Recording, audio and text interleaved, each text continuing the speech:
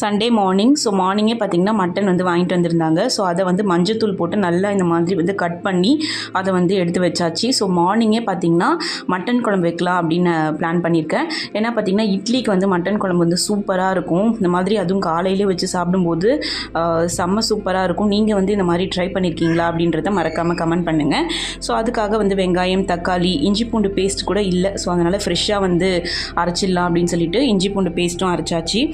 அதுக்கப்புறம் மட்டனை வந்து பார்த்திங்கன்னா ப்ரெஷர் குக் பண்ணிடலாம் அப்படின்னு சொல்லிட்டு மட்டனையும் வந்து ப்ரெஷர் குக்கரில் ஆட் பண்ணிவிட்டு இஞ்சி பூண்டு பேஸ்ட்டு, உப்பு, அதுக்கப்புறம் மஞ்சத்தூள், வெங்காயம் இதெல்லாம் வந்து போட்டு நல்லா வந்து ப்ரெஷர் குக் பண்ண போகிறேன். அதுக்கப்புறம் சைடில் வந்து இட்லி வந்து ஊற்றிடலாம். அப்புறம் ஒரு வேலை முடிஞ்சிடும், ஹாட் பாக்ஸில் வச்சிட்டோம் அப்படின்னா வந்து நம்ம மட்டன் குழம்பு ரெடியானதும் சூடாக வச்சு சாப்பிட வேண்டியதுதான். பாருங்கள், இட்லி ரொம்ப சாஃப்டாக இருந்தது இட்லியும். ஸோ அது மேலே வந்து பார்த்திங்கன்னா இந்த மாதிரி மட்டன் குழம்பு ஊற்றி சாப்பிடும்போது செம்ம சூப்பராக இருந்தது. உங்களுக்கு என்னோட சேனல் பிடிச்சிருந்தா சப்ஸ்கிரைப்